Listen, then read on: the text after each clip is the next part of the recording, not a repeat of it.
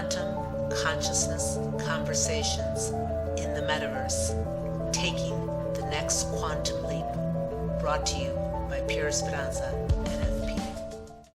Welcome to Quantum Consciousness Conversations, a four-part series designed to spark creative curiosity, raise consciousness, and find greater connections with topics we dare to discuss. We are PureEsperanza NFP, a nonprofit dedicated to consciousness and well-being.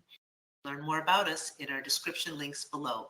I am Esperanza Smith, energy medicine practitioner, holistic educator, and founder of PureEsperanza, joined here in the metaverse, in our conference room, at our roundtable with our esteemed global guest panel, all agents of change and experts in their own rights. A warm welcome to each of you. So let's begin by going around the table and introducing yourselves. To my left, Bill Protzman. Hello, everybody. Really glad to be here with you all. Bill Protzman from sunny Southern California, San Diego to be precise. I'm the founder and CEO of Musomorphic, and I operate in the world as a bridge builder and professional alchemist. Thank you so much, Bill. Pleasure to have you all here. Next, Elizabeth Terry. Hi, everybody. I'm coming to you from Kingston, Jamaica, warm, sunny island. And I am a trainer of neurolinguistic programming and a master coach, also a coach of positive intelligence. I'm an entrepreneur. I like to consider myself a light worker, metaphysician, and a mom. So really a joy to be here. Thank you so much, Liz. And next, Dr. Keryn Johnson. Good morning, everybody, and good morning, Esperanza. I'm based in Wellington, New Zealand, and I'm a quantum biologist, regenerative medicine scientist, and I've got a couple of companies, but I make a apotherapy, making atomic starlight healing technology that facilitates cognitive function. Thank you. Thank you so much, Keryn. And next, Sharon LaFlamme. Hi, everybody. I'm happy to be here in the metaverse, coming to you from the USA. I'm Sharon LaFlamme, and my passion to heal myself and others has been my bridge to the divine from the human. And my desire to seek truth and knowledge has led me to many modalities, which I incorporate yoga, Reiki, meditation, somatic experiencing, intuition, integrative medicine. It's just a full and embodied life, and I'm so happy to be here. Oh, thank you so much, Sharon. Thank you. Thanks for being here. And completing our Quantum Consciousness Conversations Roundtable, Crystal C. Anthony. Hey everyone, I'm Crystal C. Anthony, also known as Crystal Sun.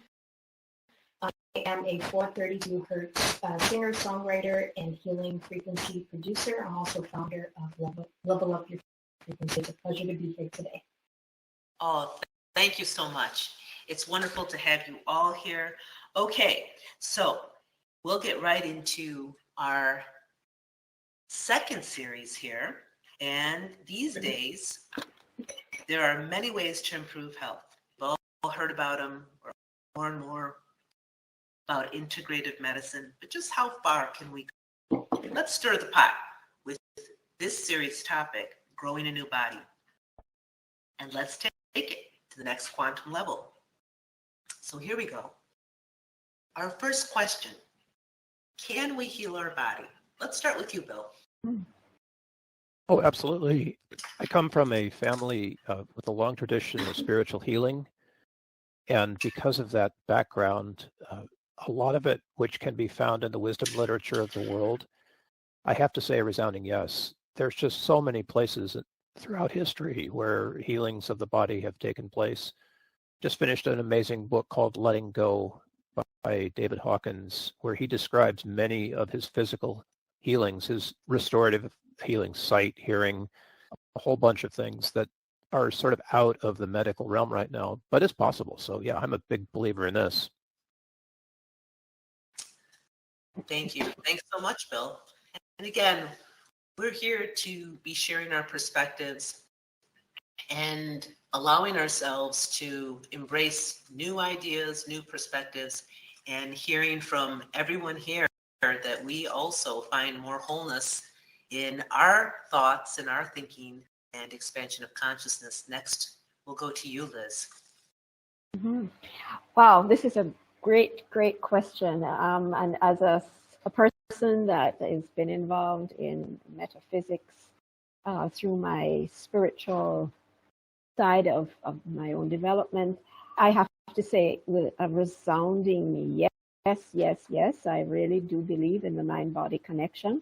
I think it was Deepak Chopra that basically said that our cells are always eavesdropping on our thoughts. And there is a scientific proof of how and there are scientists in the room here, so I'm sure Keryn and Bill hopefully will support me in this, but there is this idea of neurotransmitters that are excreted, that are, sent as signals through our system. And these signals get to our nervous system and obviously impact every aspect of our being, And so if we see it in the reverse, then as Bruce Lipton would say, in epigenetics, yes, we can turn our genes on and off according to our intentions and our thoughts. So I believe our mind is very powerful, and we tend to use it in a very ad hoc way. But if we focus our intentions, then absolutely we can heal our body. Just the other day, I was interviewing someone, Jennifer Love, who had a very serious accident, was thrown off of a horse, and she faced the possibility of life in a wheelchair. And she told the story of how she used the process of visualization, which absolutely helped her to heal, so that she walked out of the hospital. So I think there is really so much proof that this absolutely can work. Yes, totally agree. Thank you so much, Liz. When you were bringing up the idea of focusing our attention, another word for that would also be directing our energy.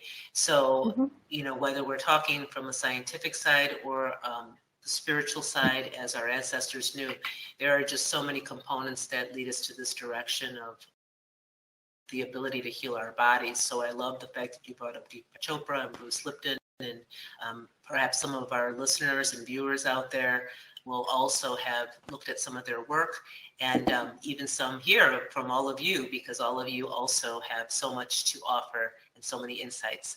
With that, next to you, Keryn. Thanks, Esperanza.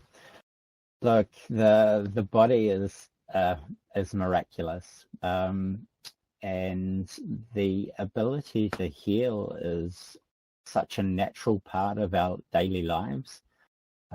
Sleeping is the best chance for your body to come back to balance, and through balance, really providing a release of energy that's been stored during the daytime.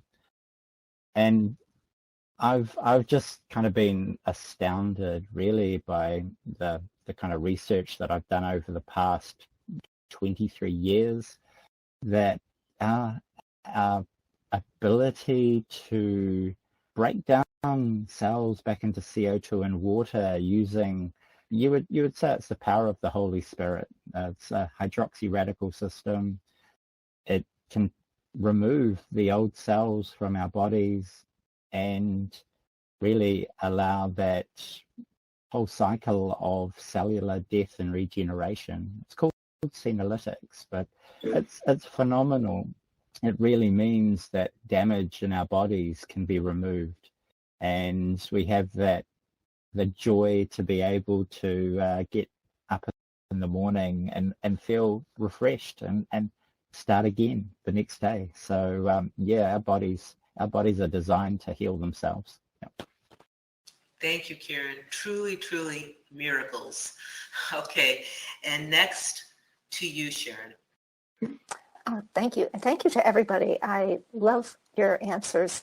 And can we heal the body? Well, I believe the body heals. Do we do it? Well, when we get ourselves out of the way, it does. We all know if we cut ourselves, it's going to heal. We have a parasympathetic nervous system, which is our healing state. And if we get ourselves out of the way, our body will heal. And sometimes our mind can be the best component to facilitate a healing. If we're like Liz, you get in the imagination to positive thoughts, you can access and bring it on better and facilitate it. And sometimes we can hamper this whole of healing with negativity. So it's really, for me, about a belief. Do we believe we can heal? And that is so important to if we're actually going to heal. And what level, which, we're probably capable of way more healing than what we actually believe at this point in time. And that's about it. Yes, thank you so much, Sharon. Yeah, that brings up a whole other view as far as the belief and the belief systems and what is at the center of that, and how we then create from that. So thank you. And now for you, Crystal, thank you. Thank you. So part of what I do is produce healing frequencies, and I started off as just a normal singer-songwriter, and I started to discover the power of sound and how it can truly heal our body. And I have learned that each body part resonates at a particular frequency. And with this understanding and knowledge, I do believe that we can use the power of sound frequency to tune up any frequency that, may be playing out of harmony. And we can do this with audio frequency. I produce solfeggio frequencies and binaural tones. We can also do this using the power of our own voice. This is a very ancient practice, using ancient vowels to help break up any stagnant energy within the body and tune up the body. We can also use the power of intention, which Liz and Sharon, I heard you talk a little bit about that. And I like to bring up Dr. Joe Dispenza, which he was able to heal fine with the power of the swaps, with the power of intention. And I do believe that this sends signals to ourselves, communicates directly to ourselves. And we just have to trust our body, and our body will do what it needs to do with a little bit of help. Yes, thank you so much, Crystal. And I absolutely love the work of Dr. Joe Dispenza and how he's able to also bridge and reach to so many individuals. So I love to hear everyone here, because I know everyone here has other bridges and connections. And that's really kind of what we're here doing too, is just being bridges from the quantum consciousness levels into the metaverse, which is perhaps a creation of that. And here to answer these questions, taking that to the next quantum level. The next question is it possible to literally grow a new body? And we'll take that over here to you, Bill. This is such an intriguing question. I think the biologist would say that yes, we could do that. Certainly in a conscious way, we can do that. Here we all are as avatars in a metaverse, which is sort of one form of a new body, right? Yeah. But I'm thinking about this from a more organic and physical space. While it might be nice to literally grow a new body, to be able to make a DNA, gene for gene, cell for cell clone, I'm not so sure that I would want to, right? There may be an ethical question in that, but from where I'm coming from personally, I think it's probably the better objective to make the most of what we've got. We in my view, we came to this body for a purpose, and replacing it with another one, unless it were absolutely necessary, I suppose, seems to be begging the question of why we're here in this particular assembly of organic matter in the first place. So I haven't got a lot more about it to say than that. What does everybody else have to say on this? Thank you. Thanks, Bill. Well, we'll take it right over to you, Liz. Yes, I do believe that it is possible. I mean, it's being done, right? We're growing limbs in labs. We are 3D printing body parts with the insertion of stem cells. So there's a lot that is being done. And of course, even within our own normal body functioning, the question of growing new brain cells. Neurogenesis happens normally and naturally. And this is, obviously encouraged by our lifestyle and by our, learning and how much we are open to new adventures and so forth. So our skin cells are constantly renewing. So I do believe that it is inherent in us to live beyond the years, certainly, than we have been experiencing over the past few millennia. Whether or not the Bible, when they speak of the old in the Old Testament, or maybe it's even in the New Testament, these people who were hundreds of years old, if we take it literally, it does suggest that we do have the ability to live in our current bodies beyond. And this is where, to me, it relates a bit to consciousness, because I think the higher you raise your consciousness is the better care you take of the temple that we have. And therefore, the ability to actually live longer from an organic perspective, I think, is largely and can be influenced by your thoughts and by your lifestyles. I do believe that growing, the ability, the scientific side of things to be able to create new limbs serves a very good purpose, because there are persons with disabilities that kind of need replacement body parts. My very own mother, when she was in her 80s, had hip replacements, I mean, mind you, those replacements were the expression I think they use is they're inert. They're not actually bioformed. But yes, we can grow a new body and new body parts. I think whether or not we want to do it remains an ethical and moral question. I know I've gone on a bit long, but it's an interesting one. Very interesting. Thank you so much, Liz. I appreciate that. And now we'll go to you, Keryn.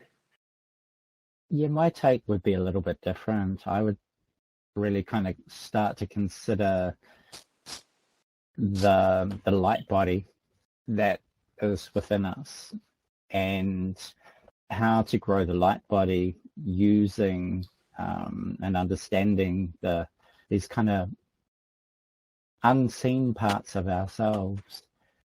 So there is a kind of coherence about light, like a laser, you would say, where it all flows in one direction. There's information coming out in the scientific literature and some of the work that I'm doing as well that really shows that through the use of supporting that senolytic pathway within our bodies, that ability to break down cells into CO2 and water, when we break a bond, we release a photon of light. And in that process, we're kind of creating a greater degree of kind of communication, not at a physical level, but at a quantum coherent level. So our body and our biological systems operate in unison as one. They're not individual parts. And it's really that quantum coherent nature of light within us that is really facilitating health and well-being. When your body is one body, then you're unified, right? You're connected, and that connection appears to be through light rather than any kind of biological molecule. And yeah, I think growing that part of ourselves, creating the rainbow light body, the ability to stay connected or even to leave the body, right? And as that coherent light form. The experience that I had in 2013, where I left my body as the light form, was very strange. But I've taken a good decade of my life to be able to create a scientific framework to understand what happened, and ground myself back down into a scientific model. But yeah, we are not physical beings in my model. We are light beings. And understanding those attributes and how light is made coherent through particular biological processes is quite fascinating. So I'll leave it there. Thank you. Thank you so much. What an interesting perspective. I do love the idea that both you and Liz have presented in terms of consciousness pointing us towards greater well-being. That is the part of PureEsperanza, as you can see by our model behind us on the wall, that's about consciousness and well-being. This intersectional piece of where all parts of holistic living and our relationship with the world beyond our individual selves of body, mind, and soul reaches out and extends into the world and the relationships we have through our learning, through our different experiences of healing, through our experiences of beauty on an energetic level, of life itself and the arts, of business and how we work and conduct those relationships, and even how it spills out into these more practical parts of economy and how it spills over into environment and how we're connected to that, and even in our social global awareness with humanitarianism. So there's so many parts of consciousness and its interconnection with the very core of our well-being, and what we're talking about here, bringing it to this very specific aspect of our body. Can we grow a new body? So thank you for bringing that point out and for helping us to have this bigger view. And we'll go to Sharon next. Thank you. Thank you, everybody. Can we grow a new body? Absolutely, we do. Every 7 years, the science of 3D Western science tells us we do. And that's without us even having intention and raising our consciousness, right? So what about when we do rise, like Keryn says, into our light body and into our astral body? We raise our frequency. We connect to the divine, the parts of us that are consciousness and pure light. And we start to believe with intention that we can grow a new body. I believe that there are no limitations here, and the possibilities are limitless. That's where I stand. Thank you. Thanks so much, Sharon. And Crystal. Yes. I think, again, anything is possible with energy, with frequency, with vibration. And this thought just popped into my head. So I was just thinking about like AI humans and transferring consciousness into AI. And just a thought, would that maybe cause AI humans to start to evolve or form into organic beings like we are now? It may really change the game. So that's just a thought I had. But yes, I do feel like it's possible. Thank you. Thanks, Crystal. And it's so interesting because I think that a lot of things that we see in movies, sci-fi, written in books, etc., people are catching like glimpses or particles of this quantum consciousness, and it's being written, and we see it, it's in a book, or we see it in a movie, but then we see pieces of it unfolding like in this part of our reality, years down the line, or, seems futuristic, but then all of a sudden the future is upon us. So I've seen that take as far as AI becoming more of an organism. It is an interesting perspective for sure. Thank you for sharing that. And we're going to take one last big quantum leap into this next question, because this, I think, is at the forefront. And this, I believe, is an intersection between spirit and science. Can we become immortal? So I'll turn that over to you, Bill. I guess I'd like to flip that question around and say, what if we are immortal and we've chosen to become mortal? My particular perspective on this, which is personal, although science tends to support it more and more, is that the objectification of what is real is the organic world in which we live.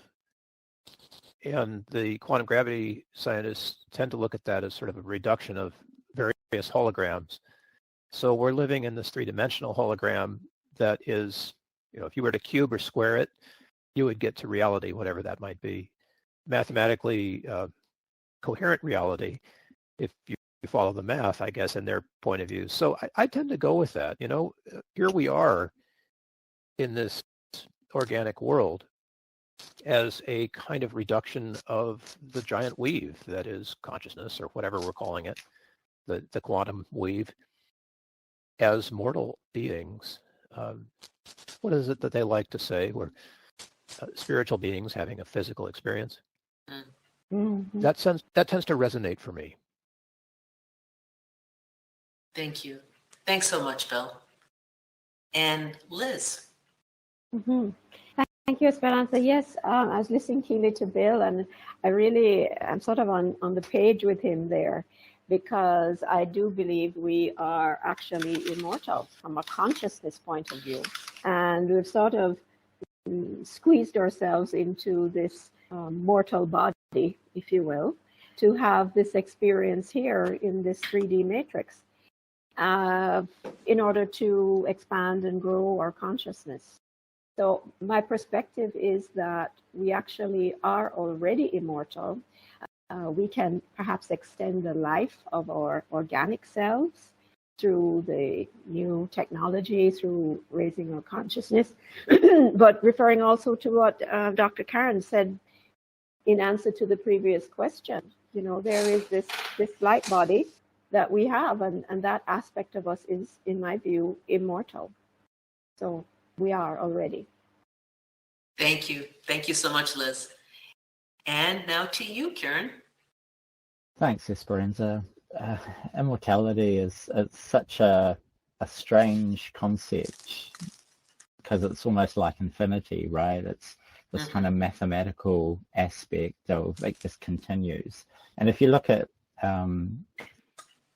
where the science is now in terms of, well, solid matter physics only understands 5% of the universe, and it doesn't identify what dark energy and dark matter are.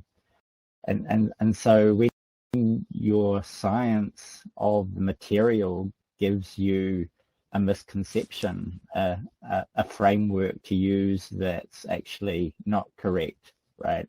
When you place it in that kind of context, you have to kind of go, well, how stable is an electron?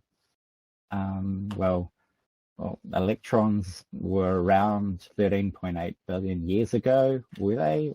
You know, so you start to try to contemplate, well, I do at least, time, right? What is time? Because that's obviously connected to immortal, and you know, space-time is this kind of 3D, 4D kind of connection. And you know, my kind of framework is saying that time's actually related to the unstable atom theory associated with the mind, and our holographic internal visions connected to hydrogen-based biology. So I have quite a different take on what immortality really is. And I'd say that, yeah, we were all present at the beginning, but we weren't in our current shape or form. And we get to play in the fields of light. And once we understand how to actually utilize light in our bodies, then we're not limited in physical form at all, but we become part of that kind of light-based universe which has created us. So yeah, I think we get to play in the fields of the Lord. So that's an exciting space to be in. Very exciting. Thank you so much, Keryn. And we'll hear from you now, Sharon. Okay, thanks. I like to think as well, we are immortal in our spirit light bodies and the astral self. And I like to imagine like the consciousness of all that is the sun. It is the whole of everything, whether it be the blackest hole or the lightest, brightest supernova. We are part of it all. And the rays coming off the sun are us.